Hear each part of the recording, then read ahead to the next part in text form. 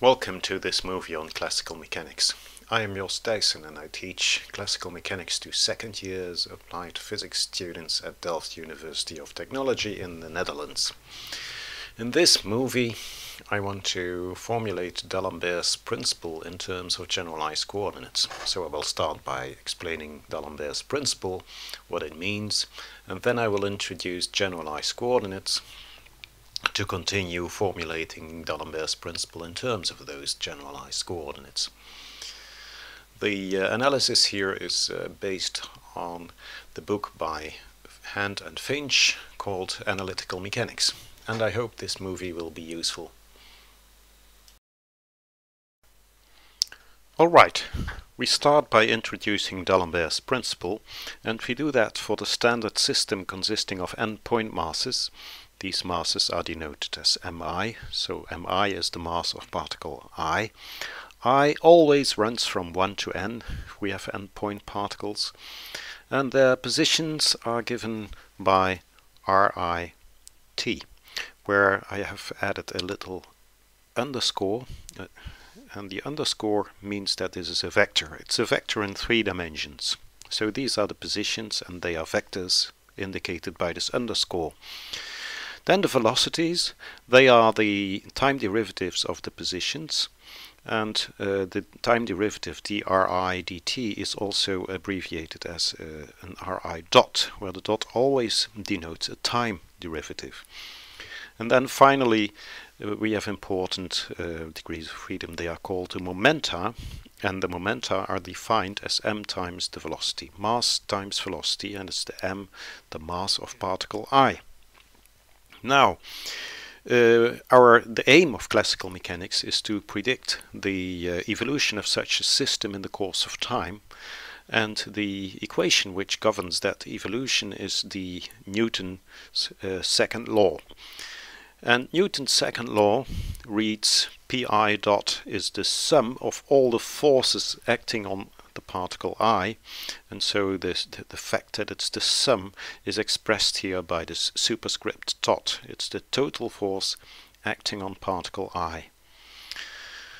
And now we consider particular systems that are subject to constraints.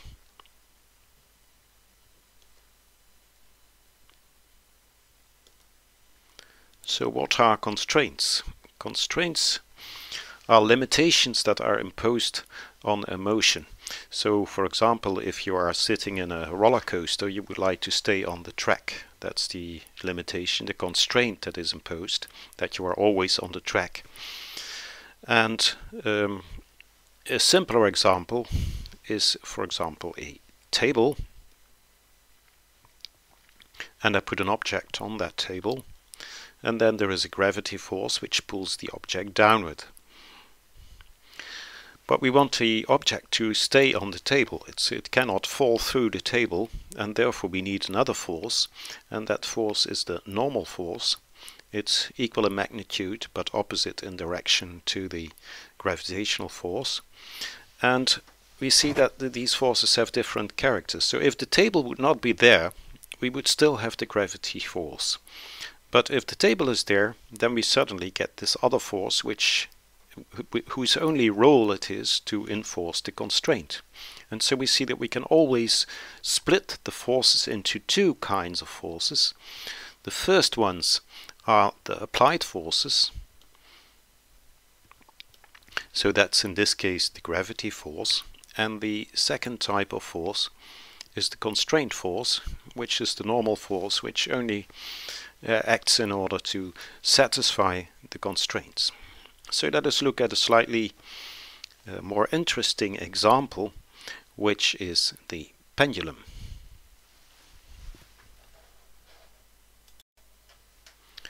Alright, consider a little mass.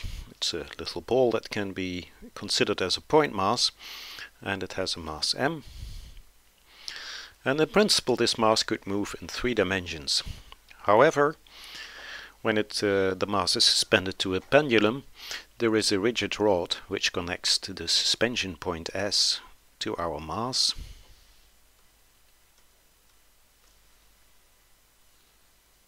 like this. And the suspension mechanism is such that the mass can only move in the xy plane. So in principle we started off with the mass moving in 3 dimensions, x, y and z. These are the unit vectors. And now we have imposed no less than 2 constraints. So the first constraint is that the mass can only move in the plane, in the xy plane, and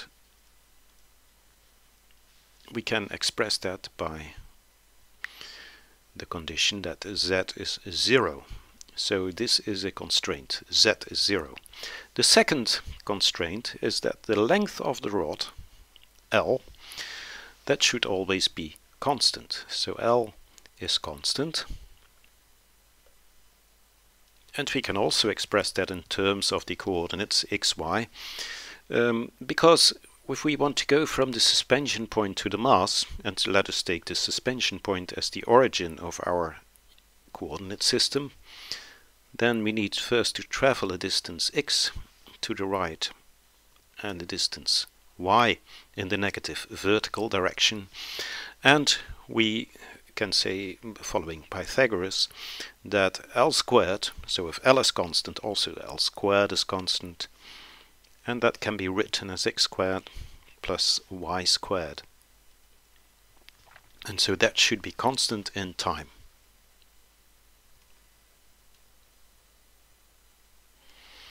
So we have 2 constraints, z is 0, L squared is x squared plus y squared, L is a constant. And where we had originally we had 3 coordinates to describe the system, the x, y and the z, the 2 constraints remove 2 degrees of freedom, and in the end we should be able to characterize the position of our pendulum with only a single coordinate, and that turns to be possible indeed. So if we take here the vertical axis, and there is an angle phi between the vertical axis and our rod, then we can find the x, y and z components as follows. Of course always z is 0, so that's no discussion, and we can write x as L times sine phi and y as minus L cosine phi, because the y was in the negative y direction. And so we see that we only need a single coordinate, and that's phi, and that coordinate describes fully the position of our pendulum. So we have reduced, by imposing the 2 constraints, we have reduced the number of degrees of freedom from 3 to 1.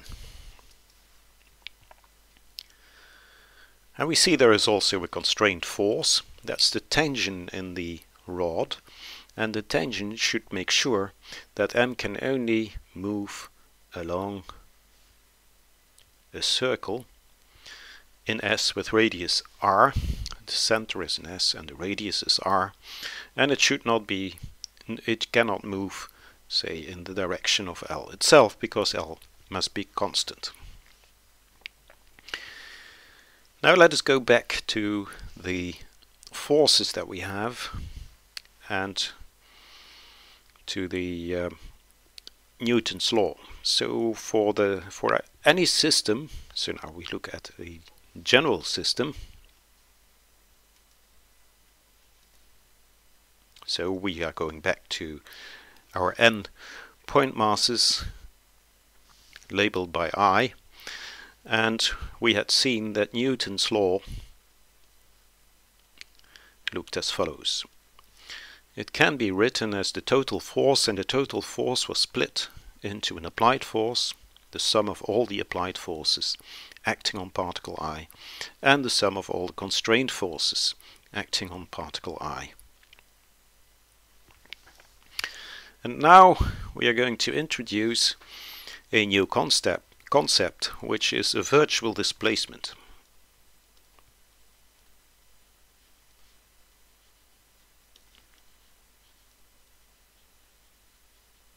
A virtual displacement, it's called delta, or is denoted as delta Ri. It's a displacement of particle I, and that displacement should satisfy two requirements. The first requirement is that it's independent of time.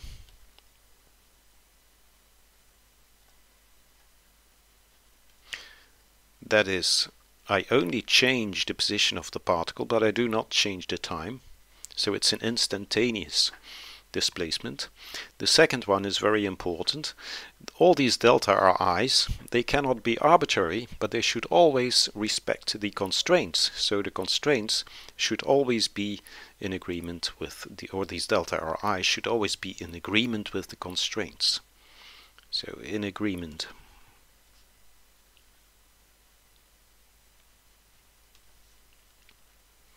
with constraints. And for the pendulum, this means that a displacement can be along the allowed trajectory of our pendulum, but it cannot be in that direction. Okay, well, we have defined these delta Ri's, and so we can take the inner product of the left hand side and the right hand side with the delta Ri's if we want. So let's just do that.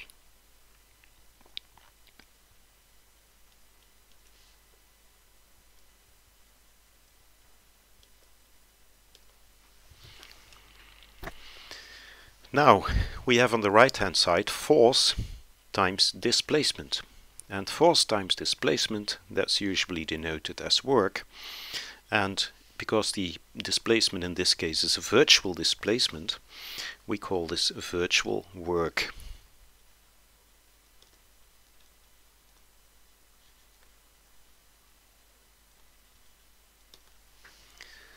Now let us calculate the total work of all the particles. Then we just need to sum over all the particles. We need to sum over I. And when I write a sum over I always mean it's a sum with I running from 1 to n, although I will not always explicitly put the boundaries there.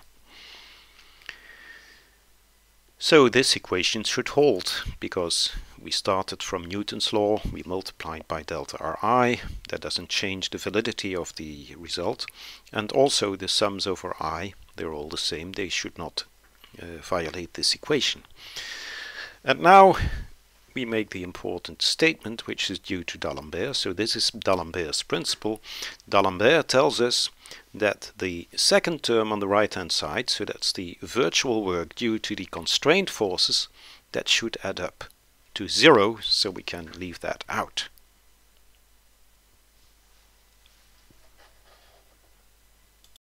So let's summarize D'Alembert's principle again. The total virtual work done by the constraint forces adds up to 0. And so we should keep in mind that it's really the sum of all the works done by the individual forces. So not each force must be perpendicular to the virtual displacement, so perpendicular to the constraint space. Individual particles may have a non-zero contribution to this term, but the sum should always be 0.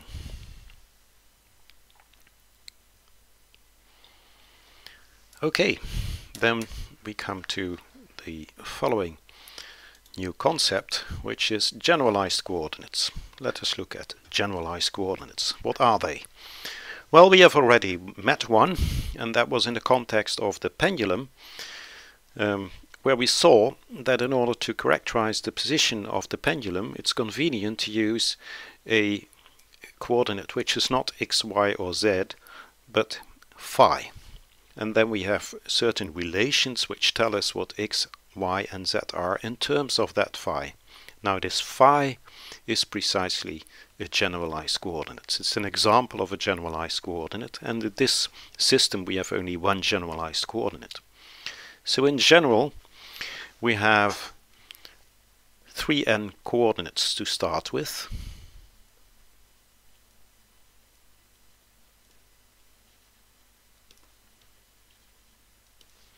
That's the number of coordinates for n point particles.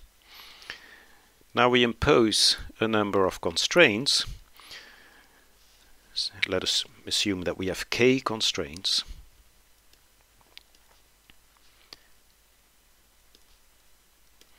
And that means that from our 3n initial coordinates we have left over only 3n minus k degrees of freedom, supposing that the constraints are really independent. And so we have 3n minus k degrees of freedom left.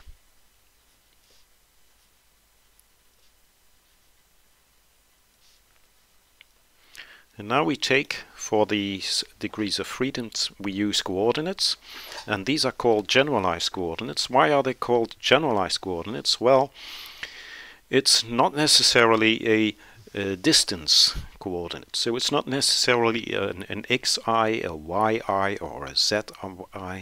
It can be anything. For example, the phi that we have just considered doesn't have the dimension of a length. And that's why it's called a generalized coordinate. And these coordinates are denoted by qj, where j always runs from 1 to 3n minus k. So again, like in sums over I, they always run from 1 to n. Sums over j always run from 1 to 3n minus k. Now it is important to be able to write the positions of the particles Ri in terms of the generalized coordinates. And I mean by that we can write the Ri's as a function of the generalized coordinates qj. But in addition, there may be an additional time dependence. So the qj, you should always think of a pendulum, and then the qj would be just the angle of the pendulum. But when the pendulum would be moved, so if we take the pendulum like this,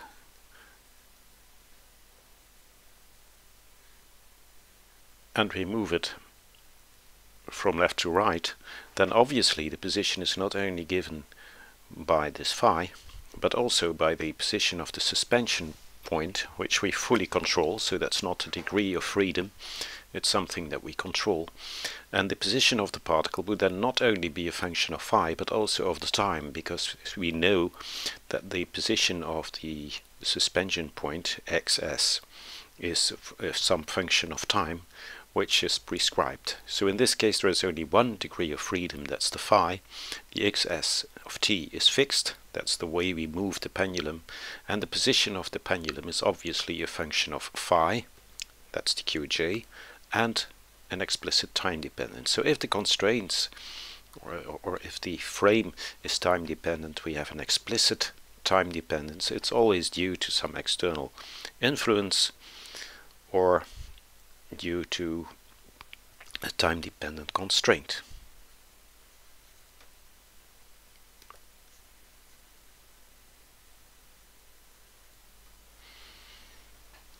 So, having this expression, suppose that we know what the r is as a function of q, j, and t, we can calculate the time derivative of r, which is the velocity, and for that we use the chain rule. So we apply it just as we have learned in the math course. So we take a sum over j dri qj t dqj, and then we need to multiply by dqj dt. The qj's are always functions of time, although I do not always mention that explicitly. And then there is also a derivative with respect to the explicit time dependence of Ri. It's not always there, but it may be sometimes. So we can write this as dri dqj. I'm just leaving out the explicit dependence on the parameters qj and t, and then we can write the dqj dt as a qj dot, and then we have a minus dri dt. Then we can ask ourselves, what would be the dri dot dqj dot? And if we do that, we take the partial derivative with respect to the qj dot, and that means that the qj dot is considered to be independent of qj. So whenever there is a qj, then the derivative with respect to the qj dot of that qj is 0. So the only qj dot that we see in this expression is this one, and we see immediately that, well, let's call this qk, so we take the derivative with respect to one particular q dot k.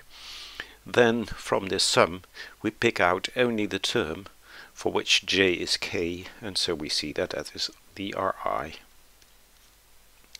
dqk. And you see that this has a surprising form. It is as if the dot in the numerator and the dot in the denominator cancel. We can just leave out the dots, and that's why in most books this is denoted, this property is denoted as cancelling the dots.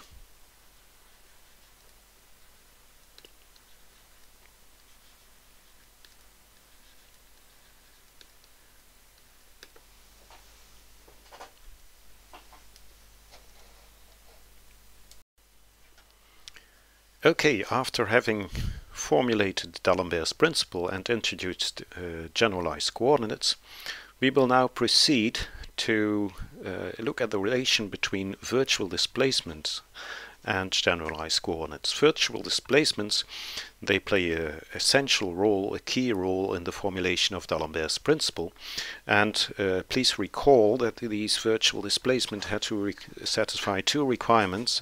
The first requirement is that they are instantaneous, they do not depend on time, so you only displace the particles but you do not change the time. And the second one is that the constraint should not be violated by a virtual displacement. Now, when I write Ri as a function of qj, and now it doesn't matter what the value is of these qj's, when I write this, the resulting Ri are always in agreement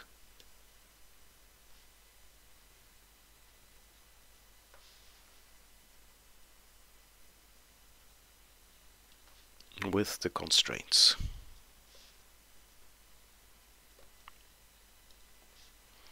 And that implies that if I perform an instantaneous change of my generalized coordinates, so I have, for example, a qj at time t, and I'm replacing that by qj t plus a delta qj, so it's a kind of generalized a virtual displacement of my generalized coordinate.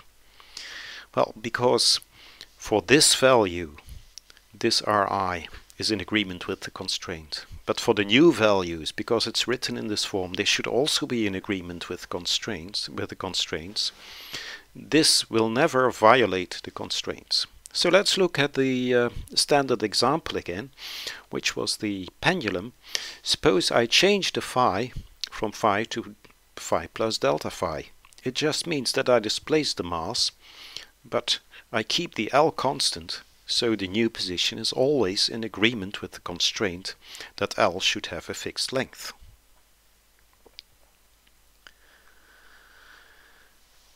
And so if we take the virtual displacements, they are always small. Let's take them small and see what happens to my Ri qj plus delta qj. Well, obviously the displacement delta Ri associated with this change is the new position minus the position before changing the qj.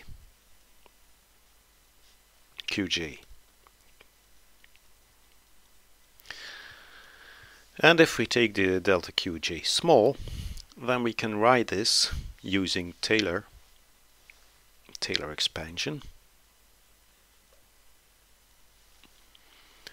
in the form sum over j delta Ri dqj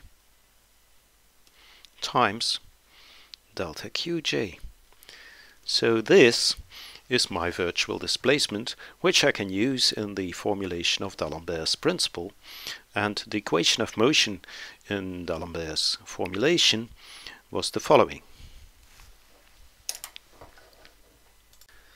So this is the equation of motion according to D'Alembert. We would expect a second term here due to the constraint forces, but that's zero thanks to D'Alembert's principle. And so for the delta Ri, which occurs in this equation of motion, we can now substitute this expression in order to replace the delta Ri's by the delta Qj. So let's do that. Then we arrive at the following equation. The sum of I pi dot product with the sum over j d Ri dqj. So I just copy this equation and fill it in for this delta Ri here.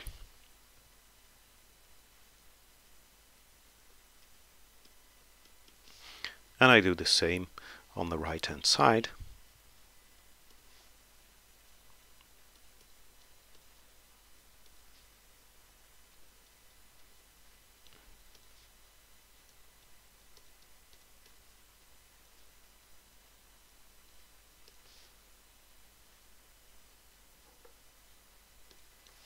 And now I have formulated D'Alembert's principle in terms of generalized coordinates. But this is a rather inconvenient form, so the rest of the analysis will be dedicated to turning this into an easy and easily usable and elegant form.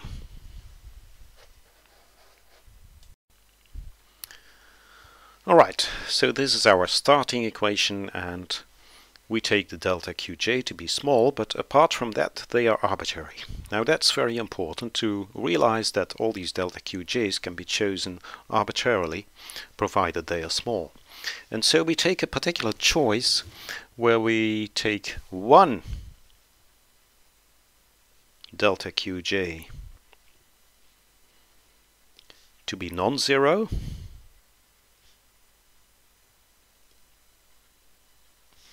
and all the other Qj's, so that's the delta Qjk, for j is not equal to k, they should be zero. Which means that there is only one non-zero term in the sum on the left and on the right hand side, the sum over j. So the sum over j contains only one non-zero term here and one non-zero term there. And I can take each of the delta Qj's non-zero. So I can take first delta Q1 non-zero, then delta Q2 non-zero, etc. And for each of those I obtain then an equation of this form. The sum of I pi dot d Ri dqj.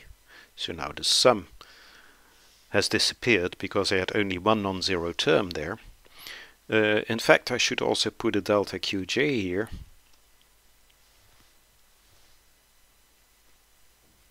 But that will be rather harmless, as we shall see. Here is the sum over I, Fia, and then delta Ri dqj, with the same delta Qj. And now we see, because there's only a single term here on the left and right hand side, I can leave those out. And so this is my final result.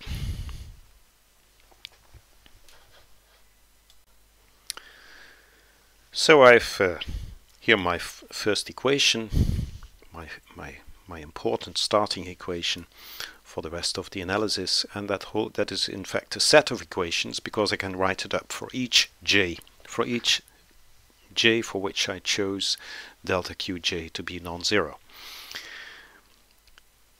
Now, the first step in the analysis is to realize that here we have a time derivative, there we have no time derivative, and we are going to put the time derivative in front of that term. And if we write the ddt of the sum of these inner products,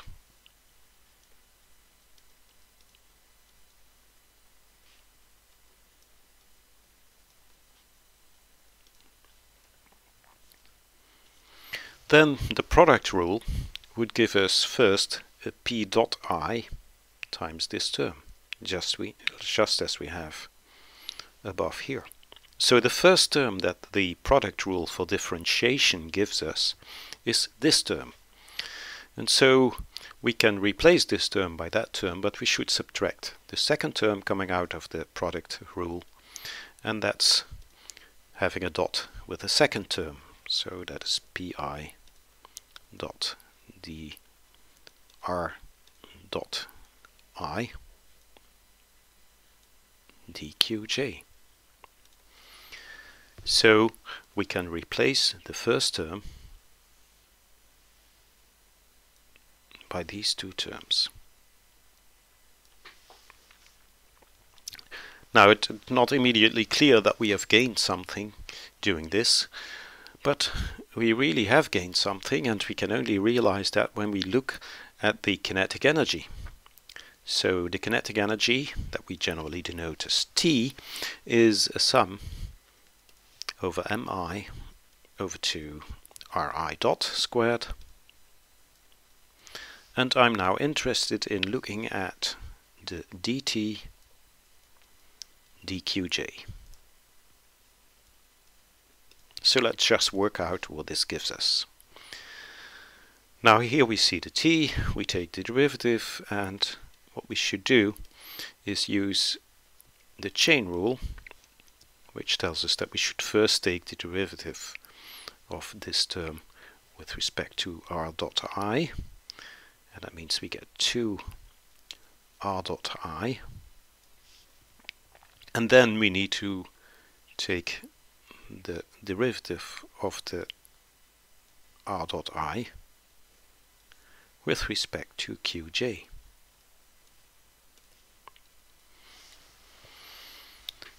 Okay, now we see two things. First of all, obviously we can cancel the 2's, and then we are left here with an mir dot I, and mir dot I is the same as pi. So we have a sum I pi dri dot qj. And we see that this term is exactly equal to the term that we had here. So we see that we can replace this term by dt dqj.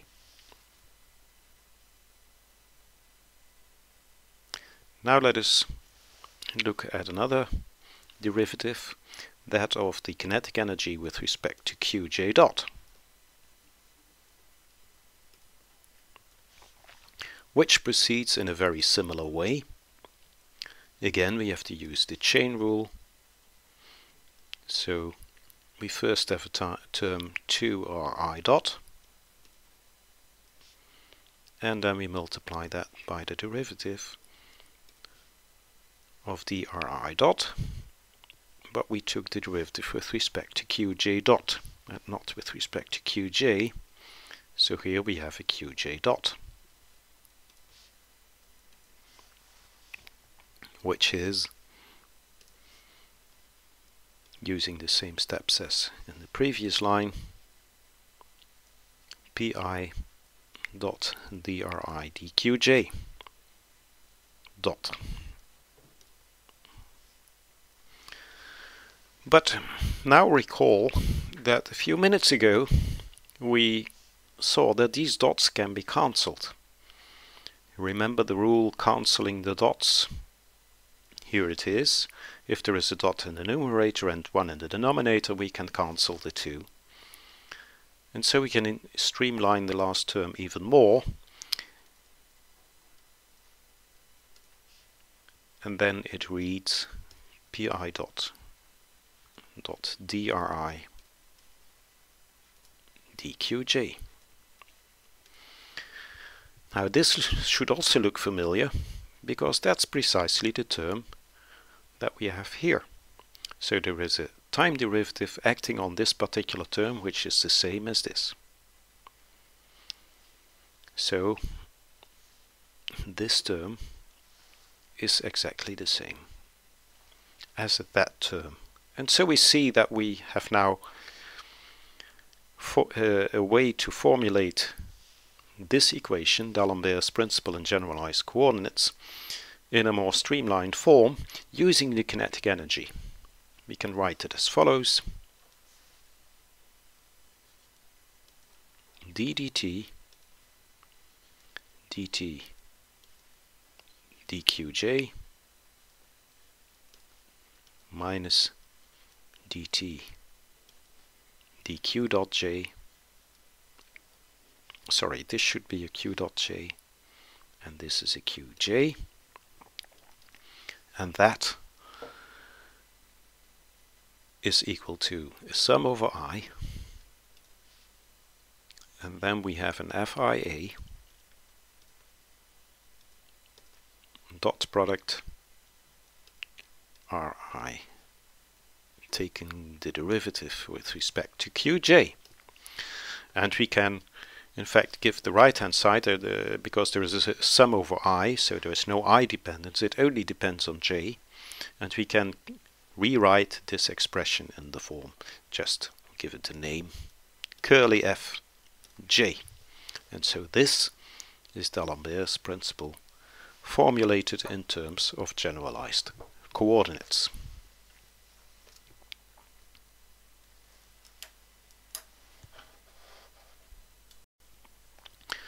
Now we consider a special case, the case where we have only conservative forces. So what does that mean, conservative forces?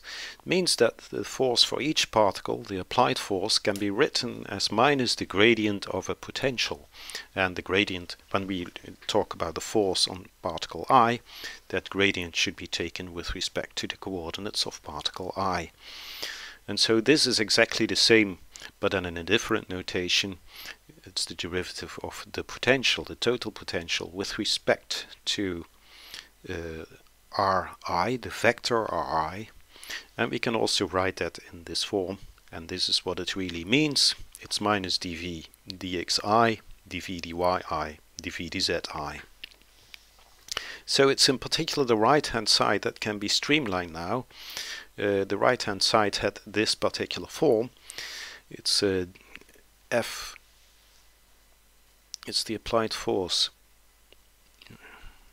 here, which I now have replaced by this minus dv dri multiplied by dri dqj. And you see that this is, if you use the chain rule, but now in the reverse order, then you see that this dri cancels against that dri, because there is a sum over ri.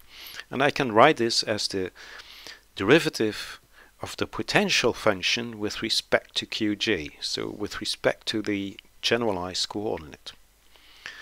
And then if I put that back into the equation of motion using D'Alembert's principle and formulated in generalized coordinates, which I had here, I see that I obtain this even more streamlined form.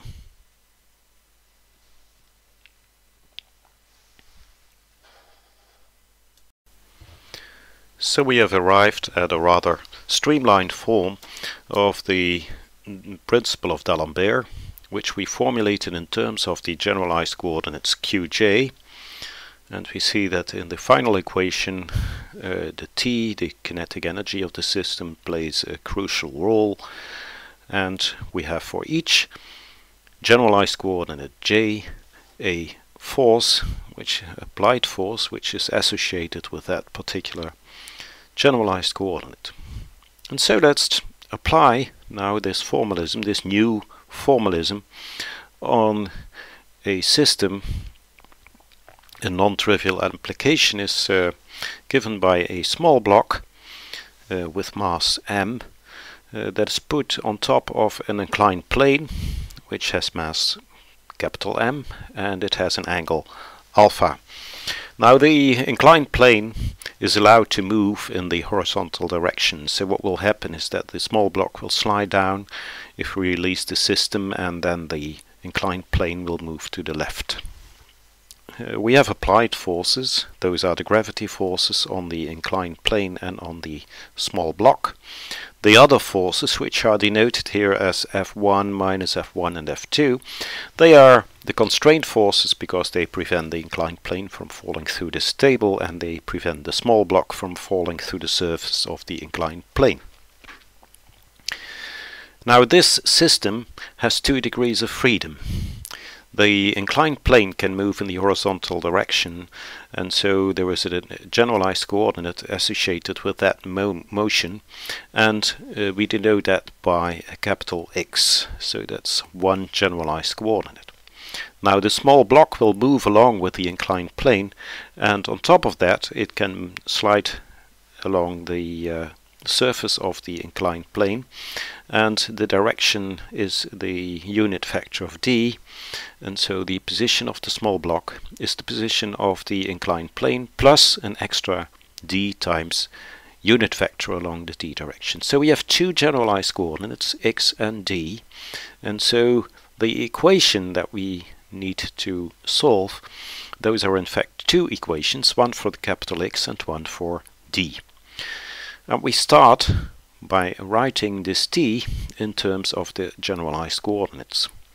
So t is the kinetic energy. We start with the kinetic energy of the inclined plane, which is capital M over 2 times the velocity of the inclined plane, and that velocity from its position is immediately found to be capital X dot squared. For the small block we have a small m over 2, and its position we need to take the derivative with respect to time, so we get here an x dot and a d dot, and this squared is to be read as a dot product of this vector with itself. And that leads to a term proportional to x, capital X dot squared, involving the inclined plane and the small block. There is a term with d dot squared from the small block, and then the last term is a dot product of this term and that term with an extra factor of 2 which cancels this 2, and that contains a x dot, a d dot, and the dot product between x hat and d hat, and because there is an angle alpha here, that's the same angle as we have between the x hat and the d hat, and that gives me a cosine alpha. Now, if we look at the equation that we need to analyze, it contains a derivative of the kinetic energy with respect to the generalized coordinate dot and with respect to the generalized coordinate, and it's important to realize that the qj and the qj dot are supposed to be independent when we take partial derivatives. So the x and the x dot, d and the d dot, they are all independent coordinates. Therefore, if we take the derivative of dt with respect to capital X, we do not see any capital X here. We only see x dot, but that's independent of capital X. So this derivative is 0, and similarly for the dt, dd, we also get 0. We only get non-zero derivatives from the x dot and the d dot. And from the x dot, this equation tells us immediately that we first get this term from that, and this term from the last contribution to the kinetic energy. Then the dt, dd dot, we get an md dot from the second term, and an mx dot cosine alpha from the last term. So that gives us the left hand side of this equation, and now we need to look at these generalized forces, and they are calculated as a sum over I, which means in our case a sum over the inclined plane and over the small block. The applied forces, those are the gravity forces on the inclined plane and the small block, they have to be multiplied by the derivatives of the positions of inclined plane small block with respect to the respective generalized coordinate x or d. So let us first look at the force associated with the capital X. Then we have the applied force on the inclined plane, that's this term, and we need to take the derivative of the position of the inclined plane with respect to capital X. I have repeated the positions here, and we see immediately that if I take the derivative with respect to capital X, we are left with an x hat here. And that x hat together with the y hat, because they are perpendicular, gives us 0, so this term vanishes. Similarly, when we look at the small block, I need to take the derivative of the position of the small block with respect to the capital X, and we see that it also gives an x hat, which after taking the dot product with the y causes this term to vanish. So let us then look at the force associated with the d. So we again have the applied force on the inclined plane, but the position of the inclined plane does not depend on d, it only depends on x. So this term gives us a null vector and this term vanishes. And the only non-vanishing term is this one, because the position of the small block gives me, when I take the derivative with respect to d, vector d hat. We have to take the dot product with the y, and that is a non-vanishing contribution. So this vanishes, and here we have a minus mg y hat d hat. So, working out D'Alembert's equations, we have two of those. The one for x gives me the 0 on the right hand side. So we see this one was the left hand side, and on the right hand side I get a 0. And then for d, we have these two terms, derivative on the left hand side, and on the right hand side we have mg, and the dot product between the y hat and the d hat gives me a minus sine alpha, which together with this minus gives me a plus sine alpha. And so we arrive at two linear equations in terms of the accelerations x dot dot and d dot dot. So if we solve those, and that's left as an exercise for you, if we solve those, we get the expressions for x dot dot and for d dot dot. These expressions, they share the same denominator, but the numerators are different.